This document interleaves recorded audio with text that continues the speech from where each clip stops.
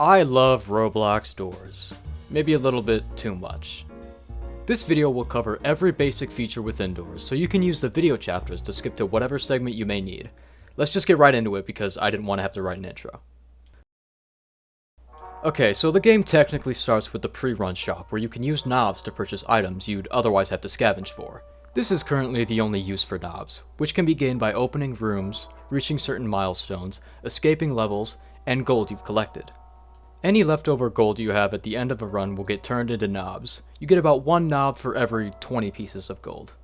In my opinion, you'll have more fun starting without any items. The spawning of items can be affected by what you have in your inventory. You can only carry 6 items at a time, regardless of what they are, except for key items, which get their own temporary inventory slot. For example, if all players have a flashlight with more than 50% charge, flashlights will stop spawning altogether. And if all players have lighters with more than 50% charge, lighters will stop spawning. And if any players even have a flashlight, lighters will stop spawning for everyone altogether. Candles can be found around the hotel, on top of tables and desks. The candle can only be used if you already have a lighter in your inventory, or you can use fireplaces to light your candle for free. Many people think that the candle is a bad item, when it's basically tripling the fuel inside your lighter.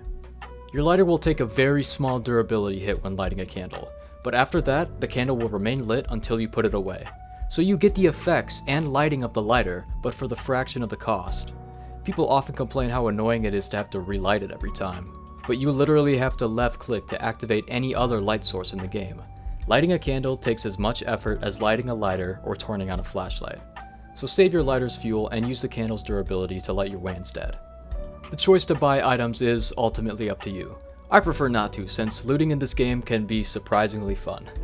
A lot of people seem to forget that there are tables within the reception room that can actually spawn some pretty good items in gold. Crouch under the luggage cart and grab the key to open the first door. As you walk through rooms, check the surfaces of tables and desks, as well as checking every drawer. It is very easy to miss huge piles of gold if they're not in any drawers. Items can also spawn on top of containers, which also makes them very easy to miss. Sometimes you will find rooms that have a writer's desk, which will always spawn some kind of item in the top part. Opening any drawer has a slim chance of containing any item inside of it. You can find all the gear you can buy from the pre-game shop within the drawers. Eventually, you will encounter a locked room, which has a huge lock and needs a key to be opened. The key will usually spawn inside drawers or on top of tables, but they don't always. Sometimes the key can spawn on top of chairs, stools, beds, and even sometimes just the floor. The key needed to enter the next room will always play a subtle shimmering sound near wherever it is, meaning you can just quickly listen for the shimmering inside drawers without having to open all of them. After a while, the keys will begin to glow if you can't find it. Until the lights begin flickering, and you hear a strange rumble coming from a few rooms back.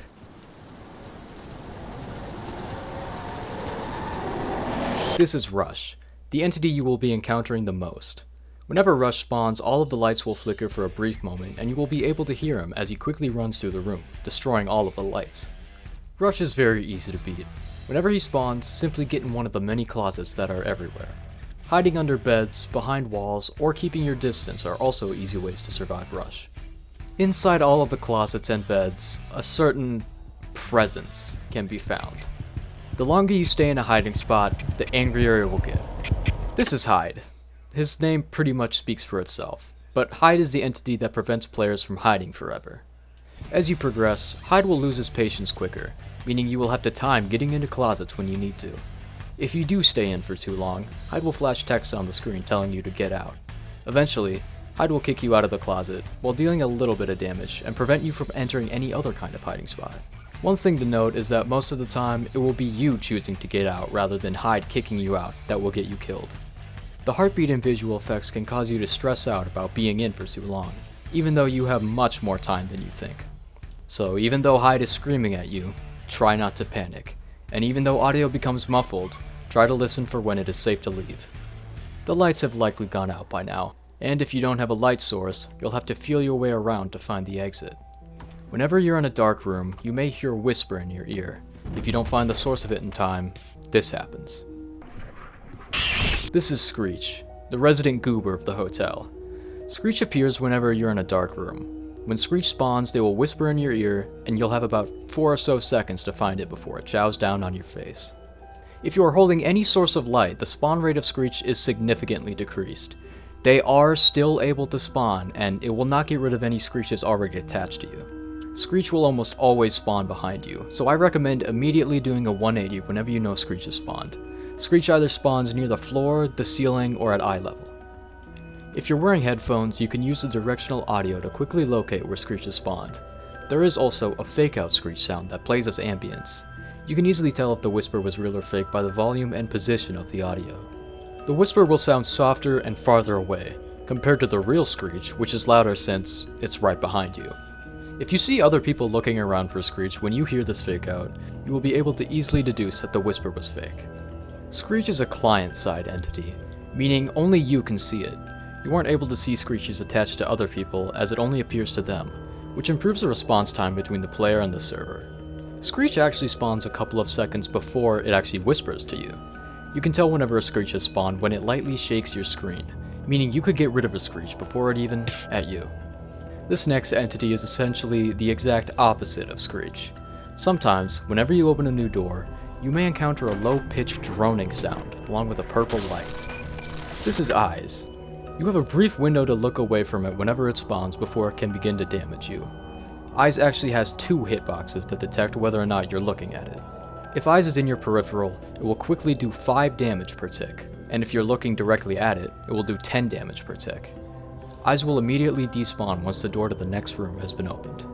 Whenever a Screech is attached to you, Eyes will become blurry and are unable to damage you until the Screech is gone. This also happens whenever you are in a hiding spot, which allows you a window of time to look away when leaving if you're facing it.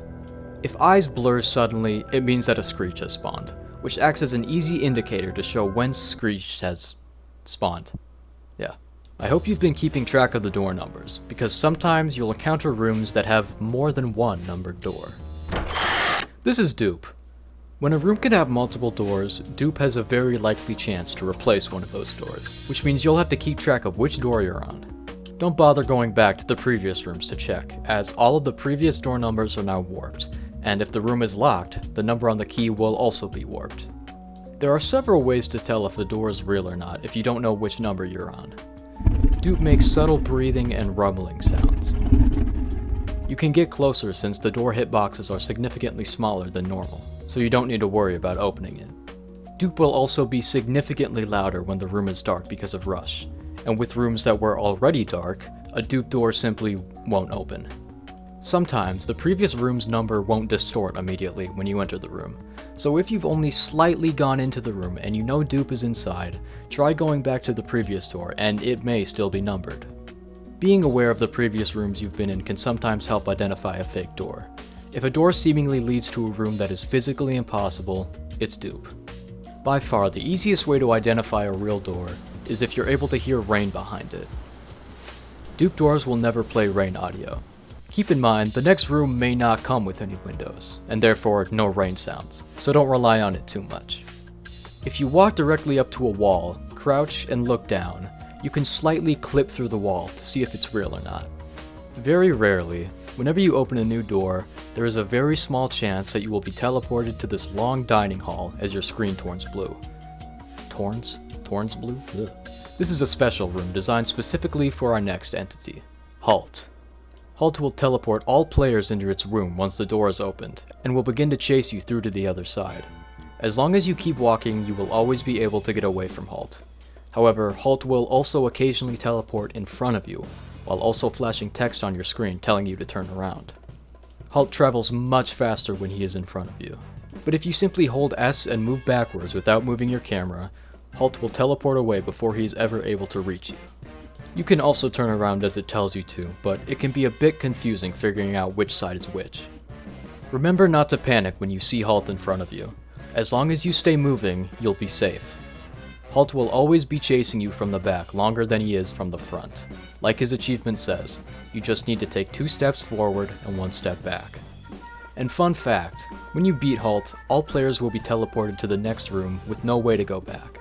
Monsters like Rush will spawn in that room instead, meaning Rush could spawn 1 or 2 rooms away from you, which means you'll have less time to actually get into a locker, and this can become a problem for one entity in particular.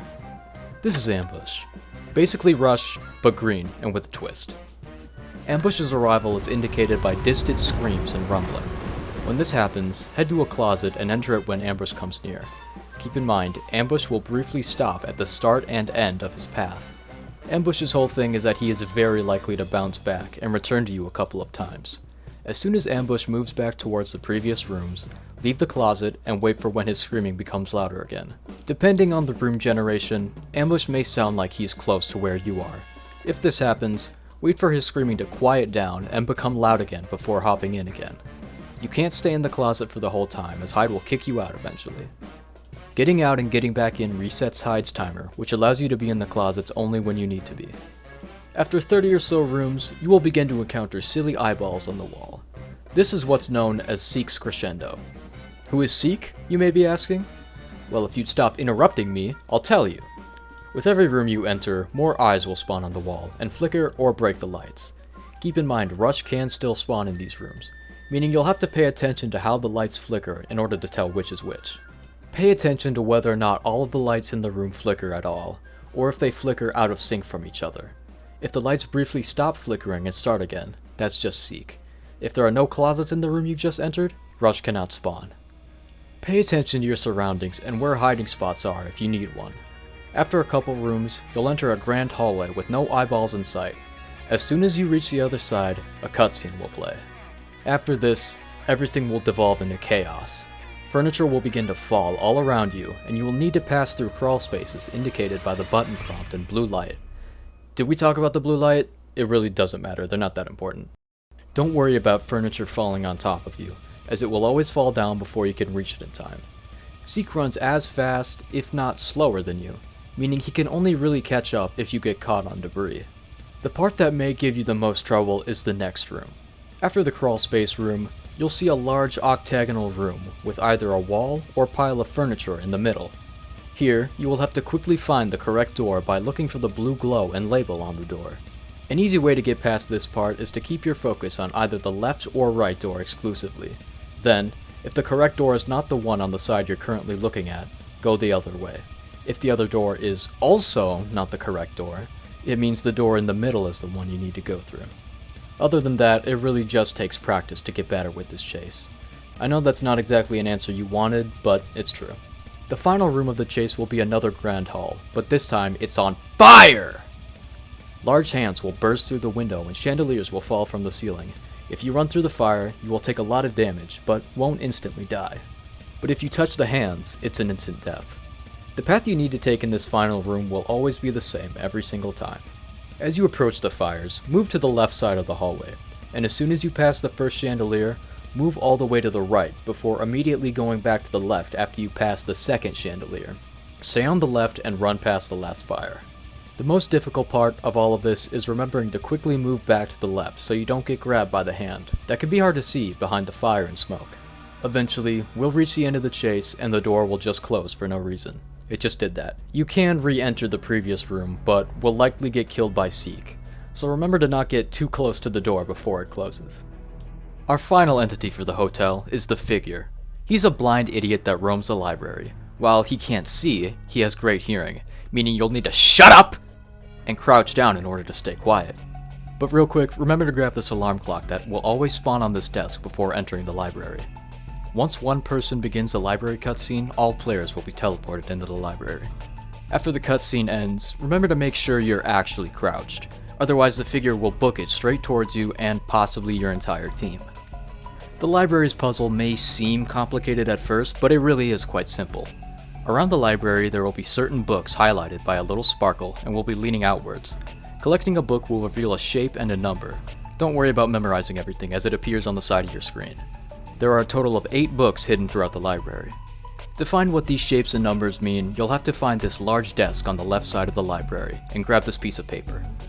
This piece of paper is the key you'll need to figure out the code for the door. Make sure you don't open any of the drawers on the desk or play with the typewriter and globe. The Figure will most likely hear it and come running. If Figure does end up running towards a noise, you can do one of two things. Either quietly walk away or get into a closet. He can also hear any candles being lit, flashlights turning on or off, and lighting a regular lighter.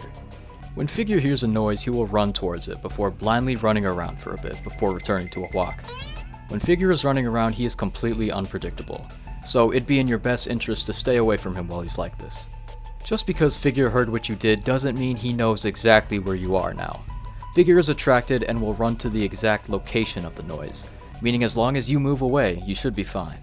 Figure likes to walk the same general path, occasionally breaking off from it. One staircase to the exit will always be blocked by clutter, but here's how Figure likes to work. Figure walks down the long carpet in front of the entrance, to the middle, and he will go down either stairs and will either only walk to the shelves separating the exit door, or walk all the way to the top part of the stairs that has all the clutter. Whenever Figure roars, that is a tell that he's changing his path. Figure will walk to a certain spot, slow down a bit and roar, and then continue walking in whatever direction he chooses. So expect Figure to change paths when he roars. There is this safe spot right next to the exit door where Figure will never catch you, unless you deliberately lead him toward it. You are able to thread the needle with Figure lots of the time, meaning you're able to get uncomfortably close without being spotted. If you grab the alarm clock on the desk, you can use it to distract Figure. It takes around 2 seconds to wind it up and 10 seconds to actually go off. When it does, you're going to want to make sure you've made some distance between you and the clock. The clock will ring and become Figure's #1 priority, meaning for this brief moment, you can walk normally and open drawers without fear of getting caught. If you don't want the clock to ring, you can pick it up at any time to stop it. Once Figure reaches the clock, he'll stomp on it and shatter it into 1,000 pieces. Obviously, when Figure does this, you can't get the clock back. There is another alarm clock near the wall between the first and second floors, so you can either use it a second time or save it for later. The piece of paper will tell you which shapes go in what order into the padlock, and the key on the side will tell you what numbers the shape actually means, so just plug in the numbers into each shape and input the code. It's good to note that the last number in the code will always be the final book you collect, so yeah, there is a 1 in 10 chance that you'll be able to guess it, but finding the last one just makes it so much easier. I learned this literally the exact day I'm writing this, which is October 21st of 2024. On PC, you can left click to move the numbers up, starting from 1, and right click to move the numbers down starting at 9. I've played this game way too many times and I only just figured this out.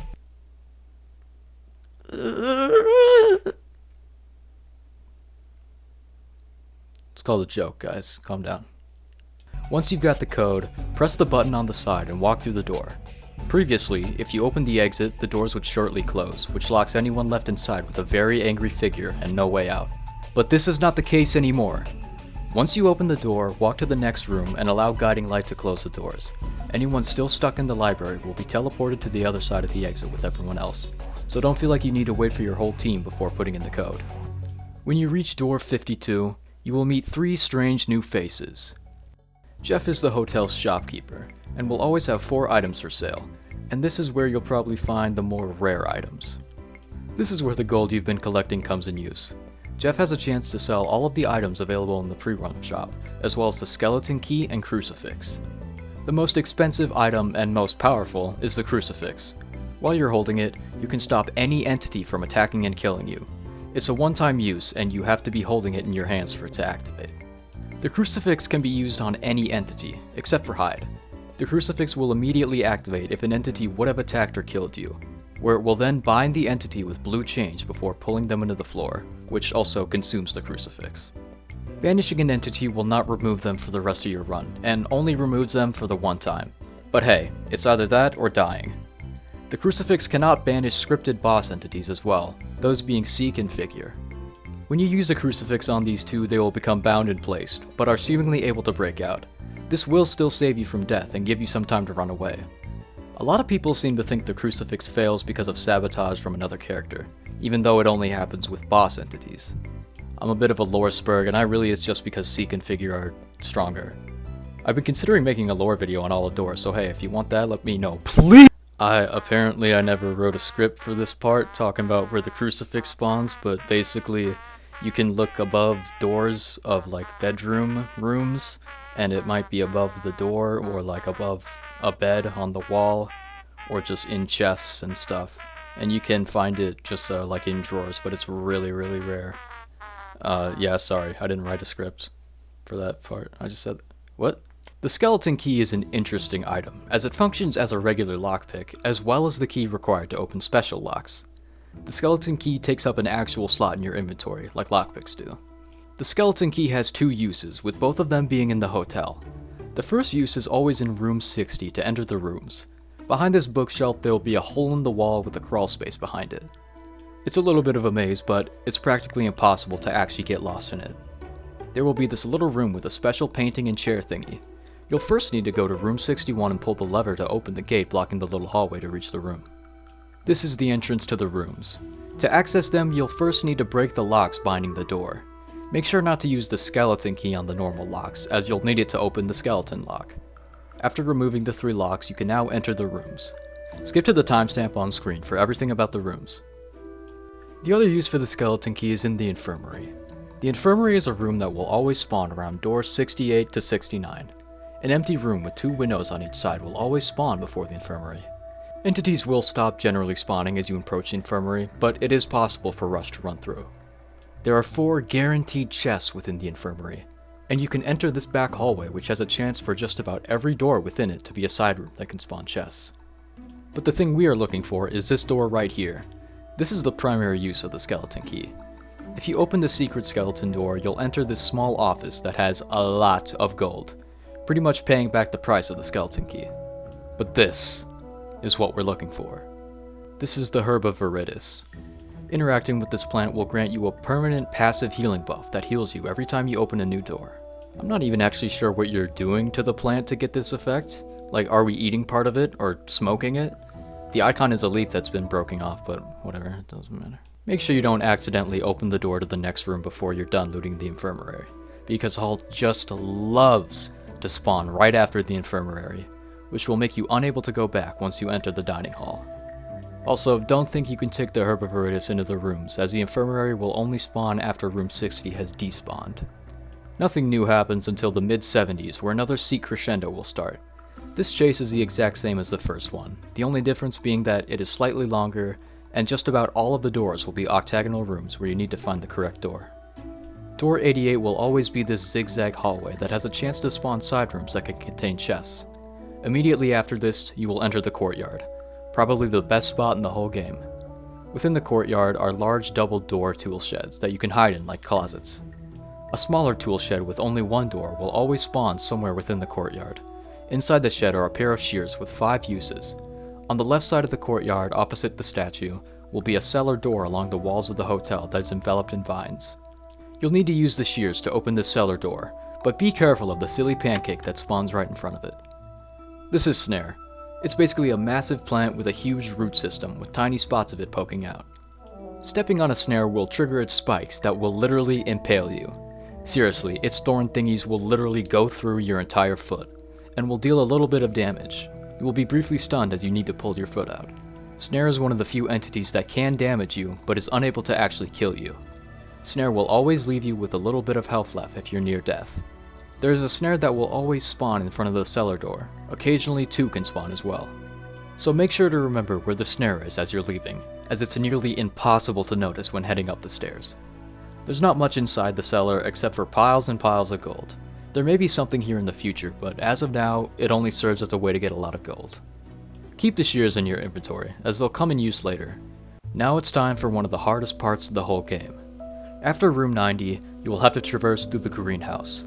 The greenhouse contains only dark rooms, which means you'll have no visual indicator for when Rush spawns.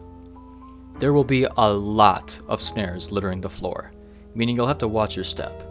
Snares only really become a problem once they have you trapped while Rush is coming. The other entities that can also spawn are Eyes, Screech, and Dupe.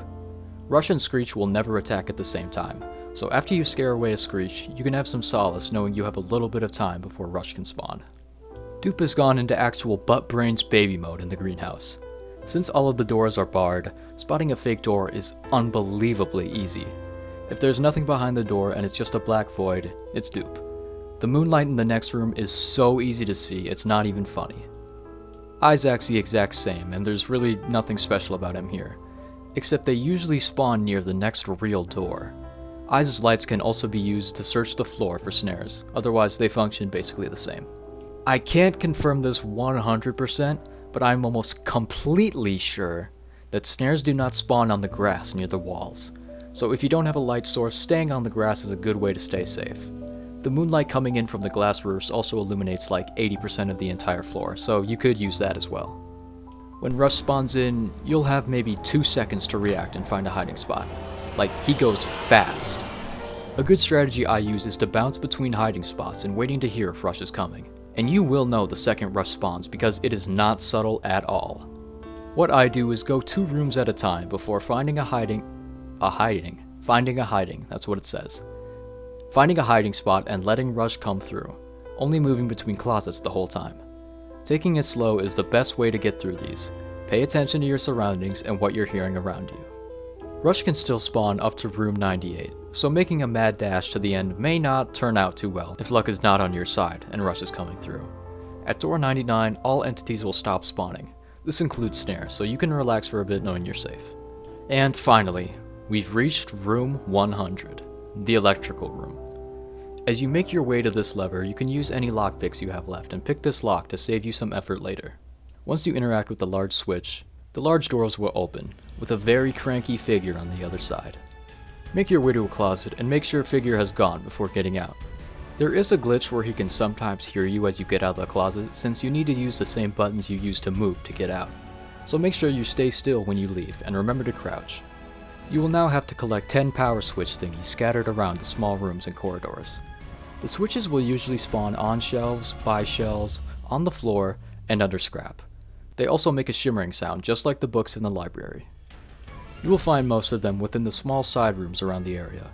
You will be mostly safe within these rooms as Figure tends to only patrol the hallways, but he does have a chance to walk in them occasionally, and when he does, shelves are going to be your best friend. You'll have to play Ring Around the Rosie with Figure and keep your distance between the two of you when he does decide to go in the rooms. Figure almost never goes fully around the shelves, which means you just have to keep your distance until he decides to turn around. Do not use any light sources during this segment. Figure will most certainly hear it and go crazy. You'll have to rely on the blinking lights and game sense to get you through this. Once you're certain you've collected all the switches within the rooms and corridors, return to the lever you pulled and go up the stairs. There is a chance that a switch or two will spawn up in this section, and you'll need to grab a key up here. If you didn't unlock the electrical room with a lockpick, you'll have to find the key to the room that's somewhere on these shelves next to the elevator. Once you have all the breaker switches and the electrical key, you can now place the switches in place. But wait, did you notice the stairs going down? If you go down these stairs, you will see a rift. You can use this rift to preserve items for future runs. You can only place one item inside the rift, but it will now always spawn in the starting areas as long as it has an item inside. Holding an item while interacting with the rift will either place that item inside the rift, or swap that item with another already inside the rift. Be careful when using the rift in the reception area, as if you remove the item inside and leave the rift empty, it will disappear, and you'll have to return here to preserve another item. Interestingly, if you place a candle inside the rift, it will transform into a possessed candle. This will fully restore the candle's fuel and make it emit a blue light. The possessed candle will always be lit and will go out if an entity is about to attack. The possessed candle's fuel time is a bit longer than the regular candle, and it can be useful for knowing when you're in danger, but in my opinion, it's just alright. But uh-oh, someone didn't put their exposed wires away when they were done playing with it, and the wire resting in a pool of gasoline is now sparking. A fire starts and Figure makes a graceful getaway. To power the elevator, you'll now have to do a minigame! All players will be teleported after the cutscene to the electrical room, so don't worry about cooking your friends. Numbers and squares will flash up on the screen. If a number flashes on the screen with a full lit up square, that means you'll have to flip that switch. If the square is empty, then leave that switch turned off. After you've powered the elevator, another cutscene will play, a Figure breaking down the previously locked door within the room. Remember that after the cutscene you are expected to run away, but you will always be facing the door. So be sure to turn around or walk backwards to not run straight into Figure. You'll need to run up the elevator that's now been powered. It's not very easy to get lost since the ensuing chaos has made a set path for us. Once you've reached the elevator, the end cutscene will play, and you've officially won. Good work. Okay, that should be everything about the hotel. There were a couple entities I actually didn't mention because they're not important in the slightest, so we're gonna do a quick lightning round. Timothy is a spider that hides inside containers and will damage you when you open something that is inside. Timothy is the only other entity that can damage you but not kill you. Void is an entity that only exists in multiplayer and will teleport any players lagging behind to the most recently opened door so that the game can unload the previous rooms. You will also take a little damage from Void, so just don't fall behind and you'll be fine. Dread is an entity similar to Void, where he exists to make sure the game keeps going. After roughly 7 to 10 minutes, if a new door has not been opened and the player is not AFK, Dread will eventually spawn when the clock strikes midnight. You will actually have to go out of your way to encounter Dread, as you have to wait 10 whole minutes just walking around only to get killed. You can actually crucify Dread for an achievement, and you can dodge his attack at any time by just opening the next door. You will never be put in a situation where you have to spend 10 minutes in one room, and Dread does not spawn in guaranteed rooms like the library, courtyard, and electrical room. Jack is an entity that can rarely spawn inside closets and spook you if you open it. Jack will not spawn in a room where rush or ambush spawn, and will not spawn in a closet you've already been in. He's also like a 1 in 2,000 chance to even appear. He's also really loud, so make sure you don't get scared. Ooh. Glitch is an entity that used to serve Void's role before being replaced. Now, he only appears when there's a glitch with the room generation. Unlike Void, Glitch cannot damage you, as the game glitching out will never be your fault. Sally is a rare goober that has a low chance to spawn in any room with windows in it. If she does spawn, the lights will begin to flicker and you'll hear the giggle of a little girl. After that, Sally will jump through one of the windows and begin to chase you down. The only way to avoid Sally's attack is to give her an item by either dropping it or holding it in your hands. Sally will then begin to play with the item, allowing you to click on her to get rid of her. Sally's attack is interesting as it's impossible to ever die to her. If Sally catches you, she will remove 2/3 of your current HP, as well as permanently lower your maximum health by 1/3 of what it originally was. So be sure to have an item ready for Sally to play with, otherwise that's a good portion of your health gone. Okay, that should be everything. Now we can finally talk about the